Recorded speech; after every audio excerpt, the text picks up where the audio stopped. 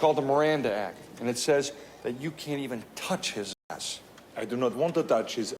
We all know that the 1980s were the height of the Cold War. Oh, not the Cold War between the US and the USSR. I mean the Cold War between Arnold Schwarzenegger and Sylvester Stallone, with one trying to upstage the other with action movies. When Arnold killed a bunch of people in one movie, Stallone had to top that off in his movie. So when Stallone went to fight a Russian in Russia, Arnold went full Uno reverse card and played a Russian cop coming to America. And this is exactly why I'm reviewing this movie today. I'm Meffistoe. Like, share, and subscribe because this is my review of the movie Red Heat.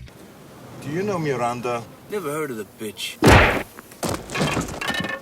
Red Heat is a buddy cop action movie directed by Walter Hill, who wrote the original screenplay, but he added in Henry Kleiner and Troy Kennedy Martin to help touch up the script. Hill approached Schwarzenegger with just the premise of a script because he thought his accent would be perfect for a Russian-type character, who is supposedly the opposite side of a John Wayne character, or dare I say it, a Dirty Harry kind of cop. Who is Dirty Harry?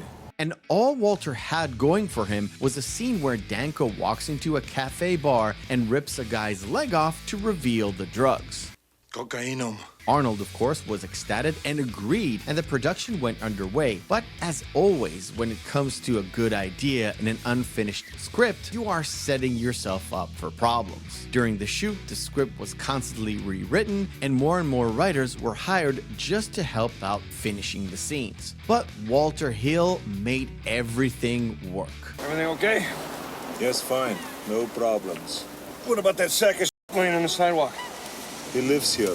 Red Heat follows Captain Ivan Danko, who is trying to clean up the streets of Moscow from an ever-increasing imports of cocaine brought by a Georgian mafia boss called Victor Rosta. Things come to a head when Rosta kills Danko's partner and escapes to the US. Fortunately for the Russian government, Victor gets arrested by a local patrol car, and this allows Danko to fly to the US and bring him back, and of course, not tell the Americans exactly why. To send someone all this way just to babysit him home. What did he do? Take a leak on the Kremlin wall or something? Problems begin when Danko and his local American partners, Ritzik and Gallagher, gets jumped and Victor escapes, killing Ritzik's partner, Gallagher. Ibi svoju mamu za nicu. What do you say? He say, go and kiss your mothers behind. Now Ritzik, who lost a partner, connects with Danko as he goes rogue from the Russian government in hopes of bringing down Victor for good. Captain Danko, you are now the proud owner of the most powerful handgun in the world. In terms of the casting, there are 4 major roles in this movie that drive the action. Lawrence Fishburne, back then Larry Fishburne, plays Lieutenant Stubbs, a by-the-book cop who constantly is the foil for Ritzik, and to some degree, Danko.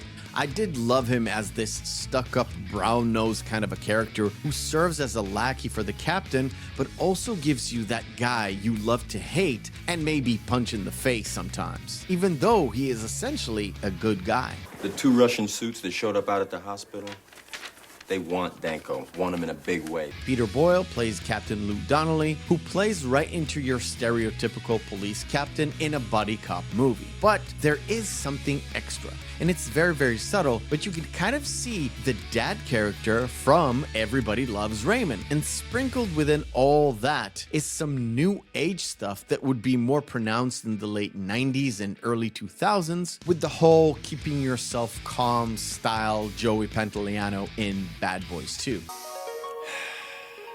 Relax. Personally, I think it may all be a pile of shit. As for the American side of the buddy cop situation, we got Jim Belushi playing Art Ritzik. He is your typical washed-out bum detective, very similar to the role he had in K9 in the following year. I do love Belushi, and I like his comedy, but let's face it, he is very one-dimensional. He plays off the smart-ass sarcastic jokester pretty well, and that mashes up really nicely with the stern and stoic Danko. But after watching this recently, and many years after the first time I've watched this, I kind of realized he has no effect on the outcome of of this movie. He is there to do two things. One, to be the comic relief, obviously, but the other is just an actual vehicle for running around and carrying Danko from one place to another. And it is so ridiculous, he actually says it in the movie. Gallagher! Go! Taxi service! Right. The real hero of the movie is, of course, Arnold Schwarzenegger as Ivan Danko. The trouble is, he is everything an American writer would think a Russian cop would be. Arnold, most of the time, is as stiff as the Terminator, but underneath, there's always a sense of urgency. And above all characters, he is the one driving the action and the story. Let me give you an example. He is a foreigner, yet he is the one interrogating the suspects, interviewing local mob bosses inside the jail, and he is the one dealing with everything Victor can throw at him. And that was the serious side of this movie. And on the light side, and with very few scenes, he managed to make Danko look like an actual human rather than a stiff Terminator. And that's why we get these chest jokes and parakeet jokes. I mean, what is it with Russians and parakeets? Do you think that parakeet is feminine? Did I say that? I didn't say that, did I? At the end of the day, Red Heat is a fun buddy cop movie pitting two opposites. Just like Lethal Weapon, they paired up the straight-laced guy with the crazy. But this time, they paired up the US cowboy style with the Russian orderly stiff style. But the funny part is, Danko actually goes rogue, so despite it all, both Ridzik and Danko are a bit of a gung-ho type of breaking the rules couple. And at times, Ridzik is the straight-laced guy, and sometimes it's Danko who's the straight-laced guy. And although it is a comedy movie, there's not a lot of comedic parts in it. But when they do hit, it is pretty hilarious. And it's mostly down to Danko being a fish out of water type of character. How do you Soviets deal with all the tension and stress?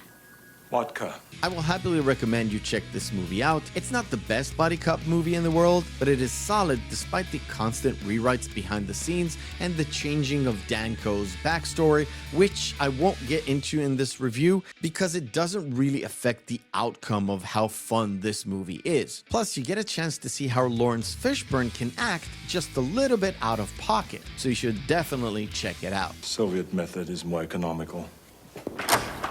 I'm so glad I took the time to explain to you an individual's rights. I thank you for watching, and remember, hope is a good thing, maybe even the best of things, and no good thing ever dies. I'll see you on the next video.